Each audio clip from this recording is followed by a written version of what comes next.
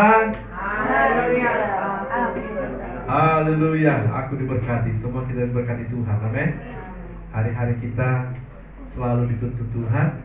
Hari-hari kita percaya bahwa semakin hari semakin naik dan bukan turun, sebab tangan Tuhan menuntut kita.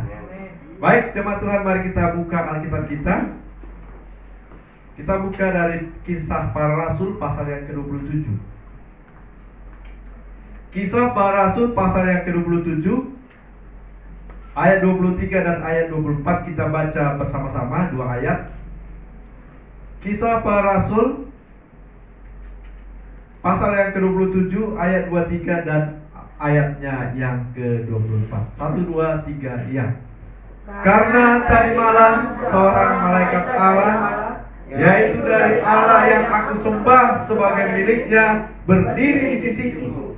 Dan ia berkata, jangan takut Paulus, engkau harus menghadap Kaisar, dan sesungguhnya oleh karunia Allah, maka semua orang yang berada bersama-sama dengan engkau di kapal ini akan selamat karena engkau. Puji Tuhan.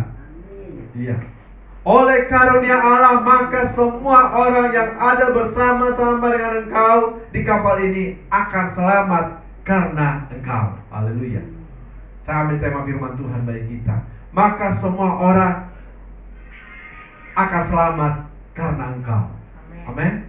Maka semua orang yang ada bersama-sama dengan engkau akan selamat karena engkau. Maka semua seisi rumahmu akan selamat karena engkau. Amin. Haleluya. Firman Tuhan ini, saudara, adalah satu kisah perjalanan Rasul Paulus. Mereka ini, saudara, ada dalam satu perjalanan bersama dengan 275 orang. Atau bersama dengan Paulus ada 276 orang dalam kapal, ya. Mereka berlayar di tengah lautan, mereka diterjang badai sampai mereka semua yang ada di kapal itu semua putus asa. Yang saya bayangkan, saudara, kami tempoh hari dari Bangka mau ke Jakarta, lautnya tinggi, saudara. Saya juga takut gitu ya, mau masuk ke kapal itu aja harus pelan-pelan gitu ya, harus nunggu sampai turun agak rendah langsung tancap gas gitu, sampai segitunya. Nah, itu kalau dari Merak atau dari Bakauheni ke Merak itu biasanya normalnya itu 1,5 jam nyampe, saudara, naik kapal itu. Tapi kali itu kami sampai 6 jam. Saya pikir kapal kok nggak nyampe-nyampe ya. Saya duduk di belakang, saudara. Kan kalau di belakang kelihatan banget kapal itu gini-gini kan. Saya lihat, serem banget gitu ya. Terus saya tanya orang yang di kapal itu, ini gimana ini? Wah, santai aja katanya. Biasa aja itu katanya. Masa? Saya bilang. Saya lihat ada kapal ada bawa ayam gitu, ada truk gitu ya, itu engkel gitu, bawa dia bergeser-geser begitu. Sedang saya mikir ini. Saya nggak mau lagi duduk di belakang, saya langsung tidur aja lah, udah terserah Tuhan lah, saya bilang. Takut saya, saudara. Saya pikir, saudara, sampai 3 malam mereka ini diombang-ambingkan di kapal laut itu. Bahkan, saudara, muatan kapal juga mulai dibuang, ya, yang ada gandum-gandum segala dibuang, saudara. Apa yang terjadi? Mereka jadi kelaparan, ya. Mereka nggak ada makanan begitu. Mereka itu frustasi, ya. Tetapi, saudara, di dalam ayat ini dikatakan di ayat yang ke-23, tadi malam seorang malaikat Allah, yaitu dari Allah yang aku sembah sebagai miliknya, berdiri di sisiku, dan ia berkata, jangan takut Paulus, engkau akan menghadap Kaisar, dan sesungguhnya oleh karunia Allah, maka semua orang yang bersama-sama dengan engkau di kapal ini akan selamat karena engkau. Saudaraku yang kasih Tuhan, saya pikir, saudara, adalah sukacita besar ketika ada seorang yang percaya bahwa oleh karena dia banyak orang diselamatkan. Ya, adalah sukacita besar bahwa kita menjadi berkat bagi lingkungan kita. Amin. Ya. Ketika karena kita, maka lingkungan ini diberkati Tuhan. Itu adalah sukacita terbesar orang percaya. Amin. Ya. Oleh karena kita, maka seisi rumah kita diselamatkan oleh Allah, maka itu adalah berita sukacita besar. Amin. Iya. Saudaraku yang dikasihi Tuhan, Tuhan Yesus pun tidak menginginkan satu orang yang binasa. Bahkan orang-orang yang menyalibkan Dia pun Tuhan Yesus berdoa apa? Tuhan, jangan apa? Jangan menimpakan, atau apa ya? Apa dikatakan ya ketika Yesus di kayu salib? Ya. Sebab mereka tidak tahu apa yang mereka perbuat. Ampunilah mereka. Tuhan Yesus berdoa supaya apa? Orang-orang yang berbuat jahat sekalipun supaya mendapat pengampunan dari Tuhan. Artinya apa, saudara? Tuhan Yesus menginginkan supaya semua orang-orang di dunia ini menjadi selamat. Amin. Dan menjadi satu sukacita besar bagi kita ketika kita menjadi juru selamat, kita menjadi perhitungan Tuhan. Di dalam Alkitab kita ini, saudara, satu kali Sodom dan Gomora mau dimusnahkan karena di sana itu dosa-dosa manusia itu sudah sampai kepada Allah. Dosa manusia di Sodom dan Gomora itu besar sehingga harus dimusnahkan oleh Allah. Tetapi saudara, Tuhan Allah tidak menyembunyikan hal itu kepada Abraham. Karena di sana ada ponakannya juga yang bernama Lot. Sehingga Tuhan berkata kepada Abraham, Abraham, Sodom dan Gomora akan dimusnahkan.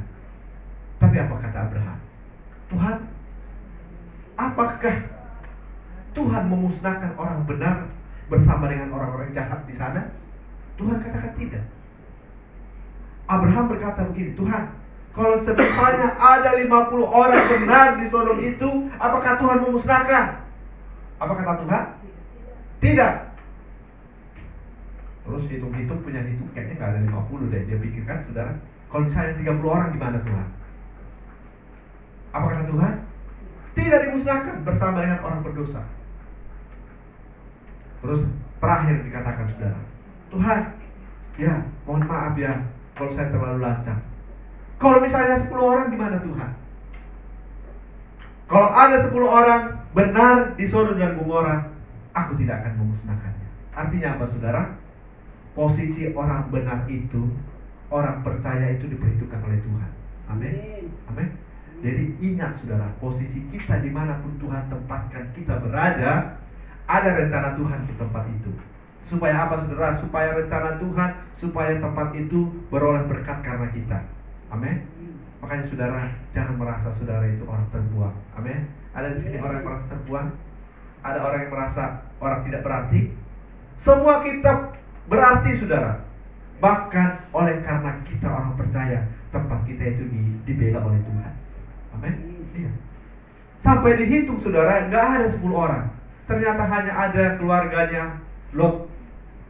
Dan itu pun, saudara, diberikan kesempatan supaya Lot pindah dari tempat itu, supaya memisahkan diri, karena memang mau dimusnahkan.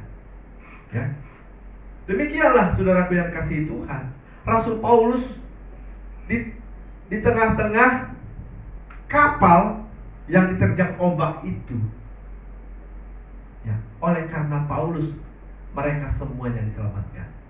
Amin. Itu firman Tuhan, saudara, mengatakan ayat yang ke-24. Ya. Sesungguhnya oleh karunia Allah, maka semua orang yang ada bersama-sama dengan engkau di kapal ini akan selamat karena engkau. Wah, itu, saudara, karunia Tuhan. Ya. Namun, saudara, seringkali orang-orang percaya dibenci, ya. Orang-orang percaya, orang-orang yang mengikut Tuhan itu dianiaya. Seolah-olah orang percaya itu tidak layak untuk hidup. Ya, banyak kesaksian-kesaksian kita lihat begitu, perjalanan orang-orang percaya. Seolah-olah, saudara, mereka itu mendatangkan celaka. Orang-orang percaya itu mendatangkan celaka. Tapi sesungguhnya, saudara, oleh karena orang-orang percayalah, maka dunia ini tetap aman, saudara. Ya, tetap ada dalam kasih karunia Tuhan. Oleh karena apa, saudara? Oleh karena orang-orang percaya, orang-orang beriman, orang-orang benar. Makanya saudara, kita itu ibaratkan lilin, saudara, di tengah kegelapan. Ya, walaupun mungkin hanya kecil, tapi itu sangat dibutuhkan, sangat berarti di hadapan Tuhan. Ya, walaupun di hadapan manusia-manusia berdosa, seolah-olah kita ini tidak berarti, ya enggak saudara? Ya, seolah-olah kita ini tidak layak hidup, seolah-olah kita ini pembawa bencana. Tapi sesungguhnya saudara, Alkitab mengatakan saudara, kemanapun kau buang orang-orang Israel saudara ya, ketika ada dalam pembuangan, banyak orang-orang di sana merasa mereka itu terbuang. Tapi Tuhan katakan tidak begitu. Firman Tuhan mengatakan kepada mereka bahwa dimanapun mereka dibuang, berdoalah untuk tempatmu di mana kau berada. Karena damai sejahtera kota itu adalah damai sejahteramu juga. Baik saudara ya. Jadi saudaraku yang kasih Tuhan, semua orang yang bersama-sama dengan Rasul Paulus di kapal itu tidak seorang pun yang binasa. Ya, tidak seorang pun yang binasa. Dari 276 orang, semua mereka selamat. Mereka bisa melewati pantai sampai ke pantai, tetapi kapal itu saudara rusak. Kapal itu pecah. Ya, diterjang ombak. Tetapi orang-orang semua di situ selamat. Saudara yang kasih Tuhan, pesan firman Tuhan bagi kita saudara. Yang pertama saudara, bahwa Rasul Paulus menyuarakan pengharapan saudara di tengah-tengah orang-orang di sana. Mereka sudah putus asa. Mereka sudah tak berdaya lagi. Di samping sudah lapar juga saudara ya, karena mereka nggak makan. Bayangkan saudara, kalau saudara tidak makan 3 hari 3 malam, ya gimana saudara? Saya pikir saudara, Pak Yohanes pun kalau nggak makan 3 hari 3 malam akan kelihatan tidak gemuk lagi saudara. Layu. Jangankan saudara 3 hari 3 malam, 1 hari 1 malam aja pun udah lesu, gitu kan? Apalagi lah mereka di tengah lautan begitu saudara, tidak ada makanan. Tetapi saudara, ada di sana Rasul Paulus yang menyuarakan pengharapan. Di ayat yang ke-22, saya bacakan bait kita 22. Tetapi sekarang juga dalam kesukaran ini aku menasihatkan kamu supaya kamu tetap bertabah hati, sebab tidak seorang pun di antara kamu yang akan binasa kecuali kapal ini.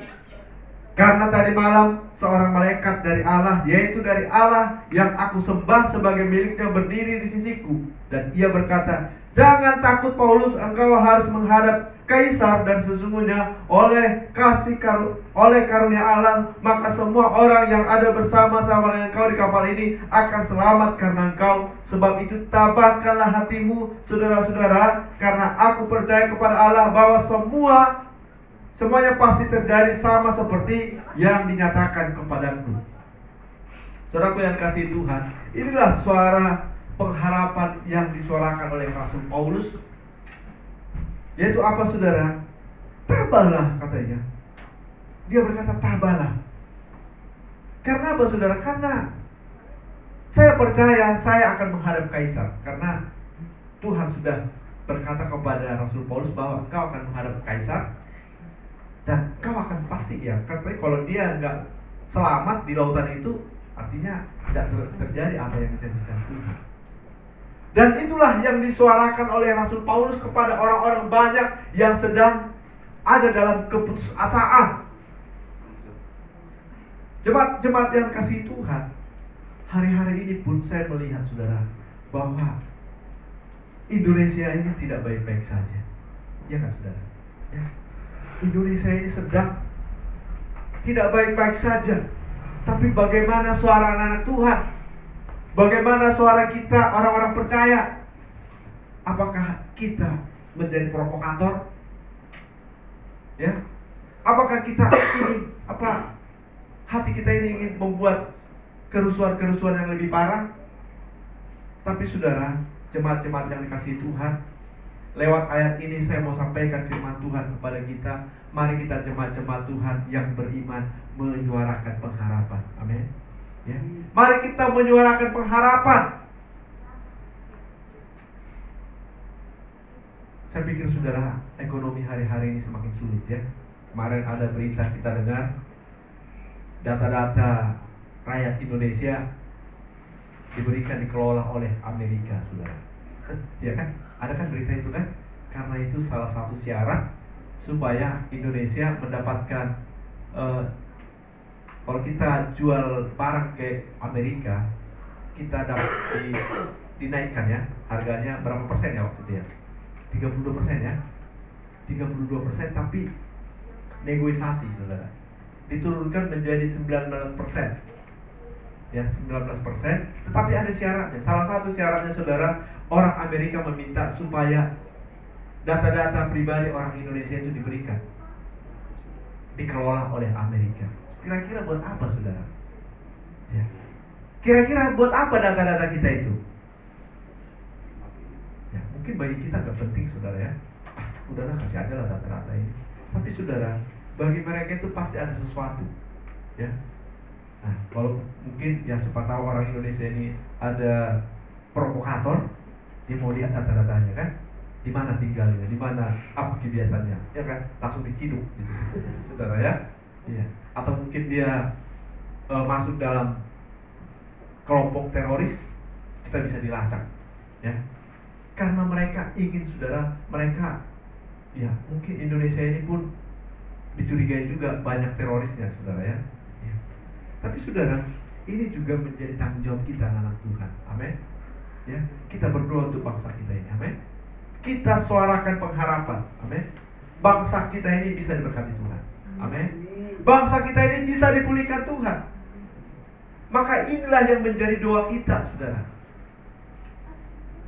Saya juga agak jengkel juga saudara melihat ada orang-orang Kristen juga yang menjadi provokator, gitu kan? Ya. Ada orang-orang yang memprovokasi banyak orang supaya apa? Supaya negeri kita ini rusak gitu. Supaya terjadi chaos, supaya terjadi huru-hara. Tapi anak-anak Tuhan, kita ini harus memberikan pengharapan yang baik kepada setiap orang. Amin. Untuk itulah kita ada di dunia ini. Untuk itulah kita dipanggil oleh Tuhan. Karena dunia ini memang ada dalam suasana yang gak baik-baik saja, saudara. Perlu keteguhan hati. Ya, itu diibaratkan seperti orang yang ada dalam kapal itu, saudara. Mereka itu diombang-ambing. Sebetulnya demikianlah perjalanan negeri kita ini, saudara ya. Sedang tidak baik-baik saja. Gelombangnya itu kita lihat, saudara, kalau kita mengikuti medsos itu, saudara ya. Seolah negeri kita ini sudah gak berbentuk ya, saudara. Ya, iya, diberitakan itu kabar-kabar yang menggemparkan begitu, menggelisahkan. Ya, kalau kita tidak baca Alkitab, saudara, saya pikir kita akan terbawa arus. Ya, tapi ada firman Tuhan yang membuat kita teduh. Amin. Ya, keteguhan hati kita itu hanya ketika kita bersama dengan Tuhan. Ya, Paulus ini bisa teguh hati karena apa, saudara? Karena dia dekat dengan Tuhan. Sehingga dia boleh berkata, ya saudara-saudara, apa dikatakan saudara? Tabahkanlah hatimu. Tabahkanlah hatimu. Kira-kira kalau anak-anak Tuhan hatinya gak tabah, kira-kira gimana, saudara? Bisa gak kita mengatakan kepada orang, ya kawan, tabahkan hatimu. Orang dia sendiri pun sedang gundah gulana. Ya kan? Sedang kacau begitu. Maka itu saudara, dekatkan dirimu kepada Tuhan. Amin. Jangan kamu melangkah dengan kekuatanmu sendiri. Ingat saudara, dunia ini sedang tidak baik-baik saja. Kita butuh Tuhan. Amin. Kita butuh hikmat Tuhan. Kita harus berjalan bersama dengan Tuhan. Bersama dengan Tuhan pasti kita aman. Amin. Ya. Bersama dengan Tuhan masa depan anak-anak kita pasti aman. Tetapi di luar Tuhan, saudara, seberapapun hartamu itu makin kecil di hadapan Tuhan, ya kan? Seberapapun kekuatanmu itu tidak seberapa di luar Tuhan. Tapi kalau kau bersama dengan Tuhan, walaupun kekuatanmu tidak seberapa, maka kamu akan berjalan dengan hikmat Tuhan. Maka kita akan bisa bermegah. Amin. Kita bersuka cita. Maka itu saudara, jangan tinggalkan Tuhan. Amin. Jangan tinggalkan ibadahmu. Saya pikir saudara, hari-hari ini orang, dia pikir saudara, dengan dia bekerja keras sampai hari yang ke-7 pun dia bekerja keras, dia akan mengumpulkan banyak uang. Kira-kira benar gak? Kira-kira saudara?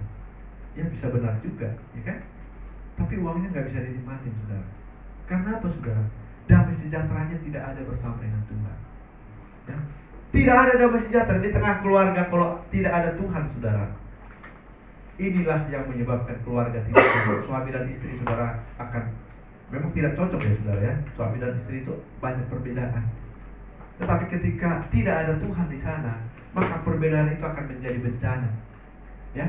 Tetapi kalau ada karena kasih Tuhan saudara, maka perbedaan itu akan menjadi saling melengkapi saudara, ya. Perbedaan itu menjadi hal positif di tengah keluarga, ya. Makanya saudara, jangan tinggalkan Tuhan. Amin. Jangan tinggalkan ibadahmu. Jangan mengandalkan kekuatan sendiri. Bahaya saudara, ya. Selangkah pun dalam hidup kita ini, kita izinkan Tuhan berperkara. Kita minta pertolongan Tuhan. Paulus begitu yakin ya saudara. Dia begitu yakin. Saudara-saudara, kalian tidak akan binasa. Kalian itu akan selamat. Hanya kapal ini yang akan pecah. Kapal ini memang tidak akan selamat, tapi kita semua akan selamat. Orang-orang saudara,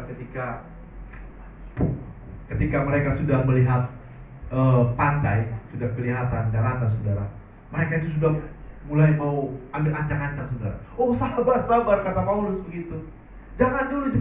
Ternyata ketika diukur kedalamannya masih dalam saudara ya.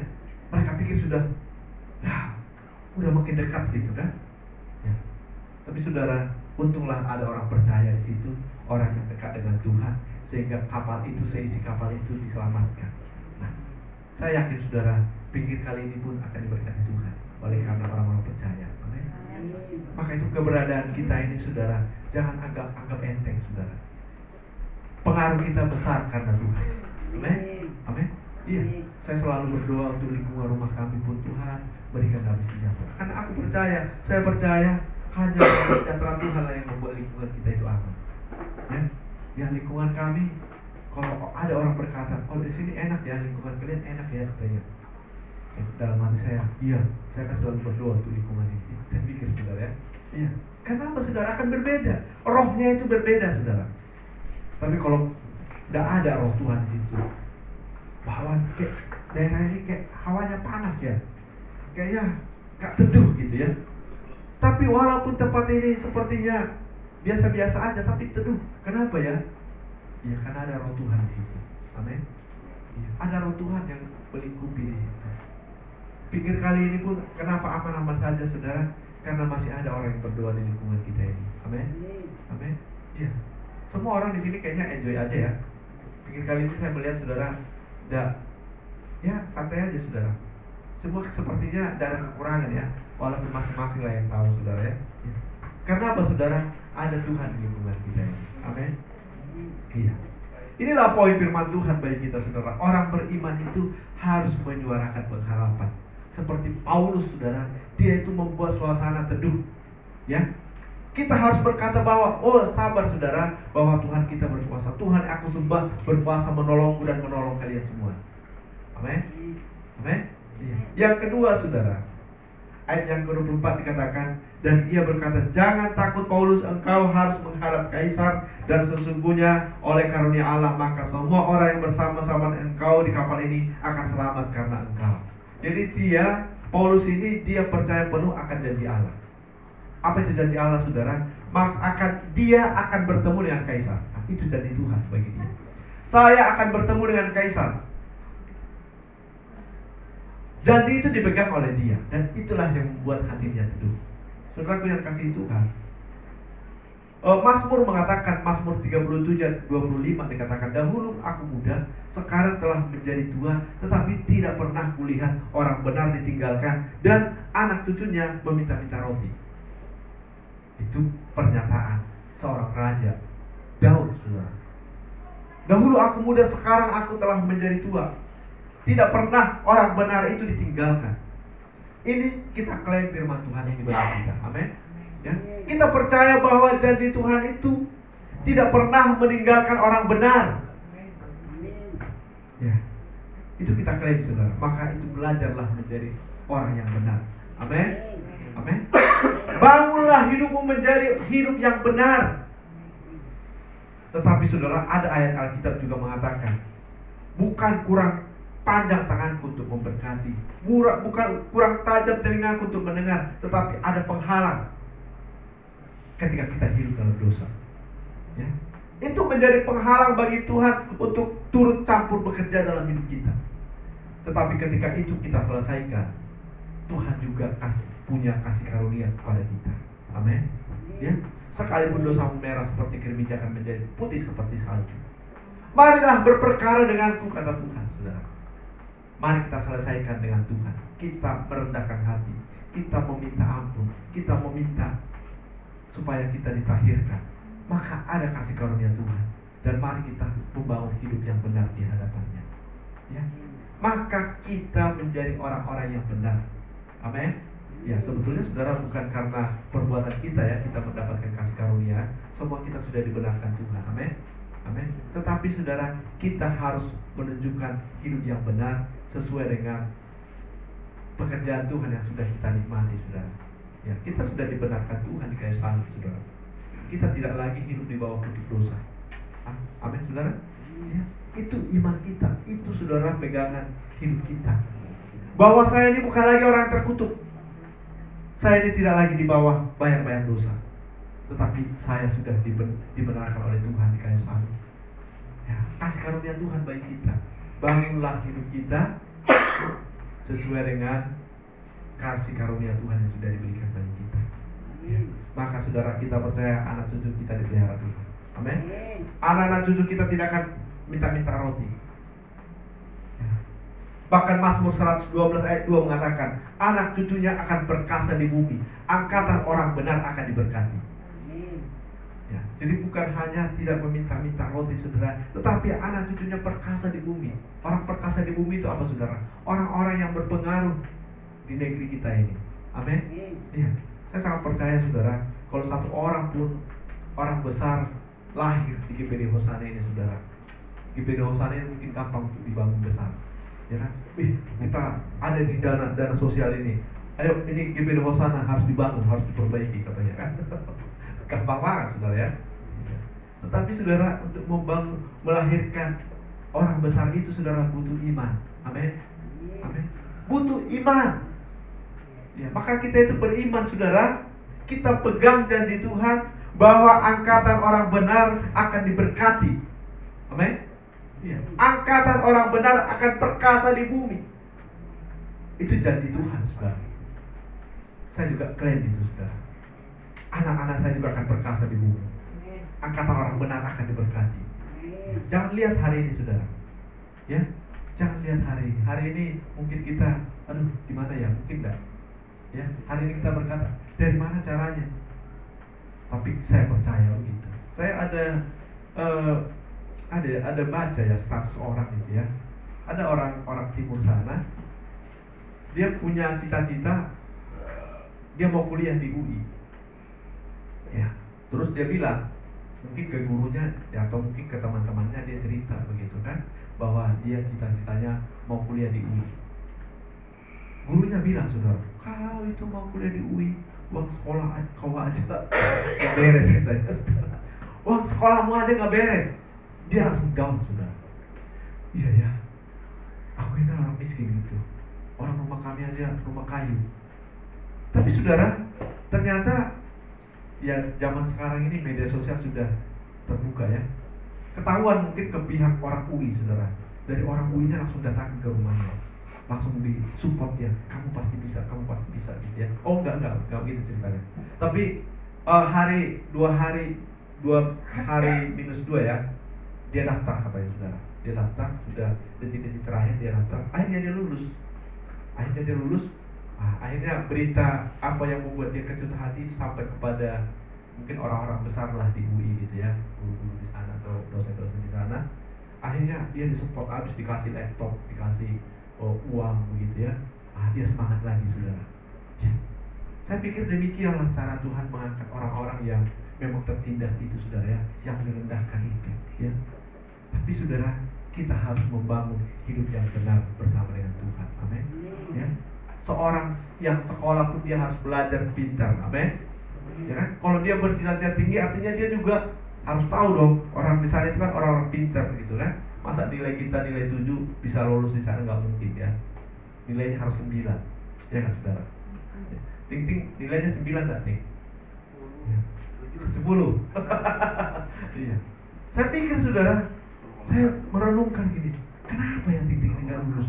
Kan bapaknya kan banyak memberangkatkan orang lulus di perguruan tinggi besar. Saya pikir waktu itu ya, saya pikir jangan-jangan Ting ini nggak menggunakan kesempatan yang ada. Saya bilang sama anak-anak saya, saudara, kalian itu punya kesempatan. Bapak hari ini bekerja keras untuk kalian, kalian leskan ini segala macam. Tujuannya apa? Supaya kalian itu jangan seperti papimu ini susah cari uang. Susah, harus kerja gitu kan, harus kerja keras. Peluang itu jangan ditinggalkan, dilewatkan saudara. Karena apa saudara? Peluang itu akan berlalu. Ketika sudah berlalu kita nggak bisa lagi kembali, ya kan? Sulit saudara.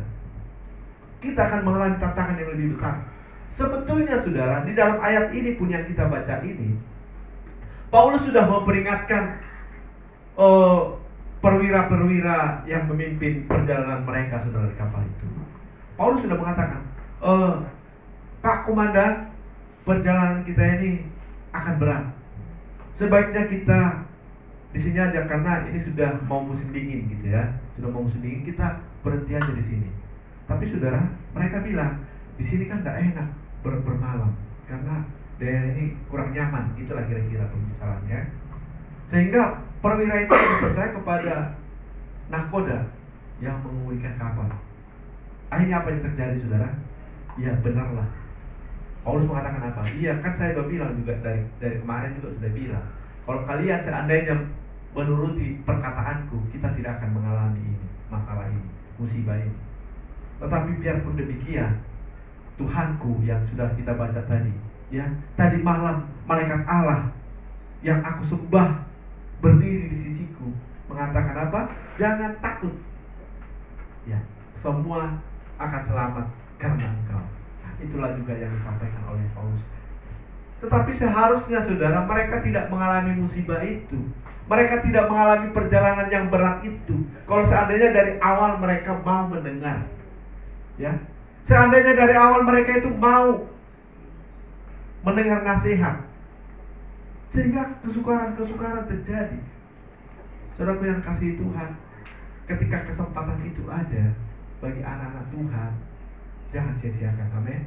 Ya, jangan hanya karena kita ya santai, lebih enak, kita ini lebih berjuang sedikit aja saudara, lebih susah sedikit aja nggak apa-apa lah saudara, amin.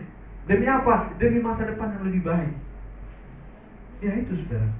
Sebenarnya perbedaan orang hebat, orang profesional dengan orang amatir itu, saya baca saudara, dikatakan apa saudara? Bedanya itu hanya berapa? Hanya 10 menit. Orang hebat dengan orang amatir. Orang yang hebat itu 10 menit digunakan untuk belajar. Sementara orang yang amatir dia bergunakan mungkin main media sosial, ya kan? Zaman sekarang kan main game, main apa gitu. Habis waktunya di situ saudara. Kira-kira nanti mampu nggak dia bersaing? Ya kalau orang tuanya kaya sih ya tinggal difasilitasi gitu ya. Kalau orang tuanya nggak punya gimana? Ya kan? Dia akan hanyut di situ saudara. Dia akan terlena. Katanya saudara di Israel, anak-anak remajanya itu saudara, mereka lebih banyak belajar daripada main handphone. Ya, mereka lebih banyak belajar. Artinya apa? Generasi mereka itu akan lebih hebat. Sementara di Indonesia saudara, anak kecil aja pun tidak bisa tanpa handphone. Ya kan saudara? Sampai matanya katanya sampai miring-miring katanya saudara. Gimana mau jadi orang hebat? Ya, anak-anak Tuhan pun saya lihat saudara, di gereja ada pun main handphone saudara. Kira-kira gimana lah saudara mau mendengarkan firman Tuhan? Mungkin tidak kira-kira? Kan itu cara iblis saudara merusak anak-anak Tuhan juga. Sehingga kesempatan itu berlalu, kita terlena, saudara, tidak berasa waktu kita sudah berlalu, umur kita sudah tua, ya kan? Saya pikir saudara, umur saya udah 46, udah mau 47. Hidup begini-gini aja gitu ya. Wah, akhirnya kita berpikir ya memang sudah takdir. Tapi benarkah sudah takdir? Ya, saya pikir saudara, kesempatan itu Tuhan berikan bagi kita. Amin. Bahkan dosa-dosa kita pun diampuni saudara. Ya, kita pun diselamatkan saudara. Kurang apa lagi saudara? Harusnya anak-anak Tuhan itu akan menjadi orang-orang perkasa di bumi. Ya, janji Tuhan memang seperti itu. Harusnya seperti itu idealnya anak-anak Tuhan itu harusnya menjadi orang-orang besar. Tapi saudara, nyatanya tidak begitu. Banyak juga anak-anak Tuhan tidak hidup saudara diberkati. Ya, tetap dia hidup mengemis. Ya kan? Tetap dia belum bisa memberi saudara. Karena apa saudara? Di mana salahnya? Nah, itu saudaraku ya. Ya. Dalam 1 Timotius 4 ayat yang ke-8 berkata, latihan badan ini terbatas gunanya, tetapi ibadah itu berguna dalam segala hal karena mengandung janji baik untuk hidup ini maupun hidup yang akan datang. Ya, jadi kita percaya saudara, dengan kita beribadah seperti ini, bahwa ibadah kita ini pun mendatangkan kebaikan bagi kita. Amin. Amin. Iya, mendatangkan kebaikan untuk apa saudara? Dikatakan dalam segala hal. Ya. Karena apa? Mengandung janji baik untuk hidup yang kita hidupi sekarang ini, bahkan juga untuk hidup setelah hidup kita di dunia ini pun saudara ada gunanya. Amin. Maka itu saudara, percayalah janji Allah. Ya, saya pikir orang-orang percayakan janji Allah, dia akan rajin beribadah. Amin. Amin. Dia menganggap ibadah ini sebuah kebutuhan. Ya. Tapi kalau dianggap ibadah ini sebagai bahan untuk mencemooh, ya ada nggak yang merasa nanti ibadah ini jadi aku dicemooh, aku jadi dibuka latar belakangku, dibuka ini segala macam.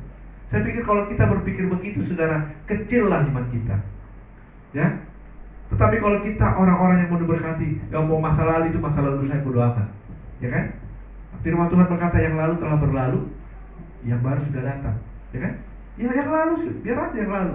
Mau dulu kita penjahat, bunuh orang, Paulus juga berkata, iya memang dahulu dia mau pembunuh orang saudara. Tapi kan itu masa lalu. Ya, sekarang aku hidup. Ya walaupun Paulus mengatakan dia siap dianiaya, ya sebagai ya tabur tuai begitu kan. Ya dulu saya memang jahat. Ya kalau saya hari ini mengalami seperti ini, wajar aja kata Paulus saudara. Ya. Jadi anak-anak Tuhan, mari kita pegang penuh janji Allah itu saudara. Amin. Ya, itu kita pegang teguh. Ya, sehingga kita saudara menjalani hari-hari ini pun kita gak takut saudara. Paulus itu gak takut. Dia yakin saudara dia akan menghadap kaisar. Dia yakin saya akan menghadap kaisar. Itu kata Tuhanku. Maka itu ya apapun yang terjadi hari-hari ini, ya dia gak melihat hal itu, tapi dia memandang janji Tuhan. Amin. Ya, kita pandang janji Tuhan. Amin. Tetap ada kasih karunia Tuhan saudara. Ya, walaupun mungkin masa-masa lalu kita lalai. Nah, seperti nasihat Paulus ini kepada nahkoda kapal itu, orang-orang perwira di kapal itu, mereka lalai. Tetapi tetap ada kasih karunia, walaupun mereka harus membayar harga. Ya, ya seandainya dari awal kita ikut, ya saya katakan berkali-kali kepada kita saudara, kalau kita mau ikut Tuhan, kita memilih jalan yang lain, keluar dari jalan Tuhan, kita dibiarkan saudara. Tetapi udah kita jauh berjalan, nanti balik lagi dari ke awal lagi saudara. Itu kan capek saudara. Umur kan bertambah, gak bisa kan tiba-tiba umur kita sudah 20, jadi kita bikin jadi 10 tahun, gak bisa kan. Masa ompong lagi umurnya kembali lagi dari umur 50. Ya walaupun kelihatannya masih 50, tapi kelihatannya doang. Ya kan gak bisa dibohongin kan. Ya. Hari-hari itu berlalu. Kalau kita tidak terus berjalan dalam jalan Tuhan, ya nanti hidup kita itu ya begini-gini aja. Akhirnya kita capek kan. Capek gitu. Kayaknya hidup ini gini-gini aja, gak ada perkembangan. Capek aku ikut Tuhan. Ya. Tapi padahal sebetulnya saudara, Tuhan sudah merancang, ya, merancang hidup kita itu hidup yang penuh damai sejahtera. Amin. Amin. Merancang hidup kita hidup yang penuh dengan sukacita. Maka itu saudara, peganglah janji Tuhan. Berjalanlah terus bersama dengan Tuhan. Ajak anak-anak kita berjalan dalam rancangan Tuhan itu. Amin. Kita percaya saudara janji Tuhan. Kita percaya akan firman yang berkata kepada kita bahwa masa depan kita dirancang oleh Tuhan, masa depan yang penuh harapan. Amin. Yang terakhir saudara, ayat yang ke-23 saya bacakan bagi kita. Karena tadi malam seorang malaikat Allah, yaitu Allah yang aku sembah sebagai miliknya, berdiri di sisiku. Berdiri di sisiku. Artinya apa saudara? Paulus ini yakin betul saudara bahwa hubungannya erat dengan Allah. Ya, sampai seorang malaikat itu berdiri di sisinya saudara. Saking dekatnya saudara, malaikat Allah itu bisa berdiri di sisinya. Karena begitu dekatnya hubungannya dengan Allah itu. Saudaraku yang kasih Tuhan, Tuhan Yesus berkata, panggil Tuhan kita itu Bapa. Amin. Artinya apa saudara? Alkitab ini mau mengajarkan kepada kita bahwa Tuhan kita itu harusnya dekat dengan kita. Ya, Bapa kita. Ya, Bapa yang baik lagi saudara, bukan Bapa yang jahat, bukan Bapa yang cuek, ya kan? Tetapi Bapa yang baik, Bapa yang peduli, saudara. Itulah Tuhan kita itu. Jadi harus kita yakin bahwa hubungan kita erat dengan Allah kita. Amin. Paulus yakin bahwa hubungannya erat dengan Tuhannya yang dia sembah. Jadi kita pun harus yakin bahwa Tuhan kita dekat dengan kita. Maka itu saudara, kita akan jadi berkat dimanapun kita berada. Amin. Orang-orang lain akan selamat karena kita. Amin. Ya. Lingkungan kita akan dibela oleh Tuhan karena apa? Karena kita. Karena kita yang berdoa. Karena kita yang berdoa buat keluarga kita, maka seisi rumah kita diselamatkan oleh Tuhan. Amin. Karena ada orang yang berdoa yang dekat dengan Tuhan. Amin. Ya, kita akan pujian yang tadi saudara. Saya undang kita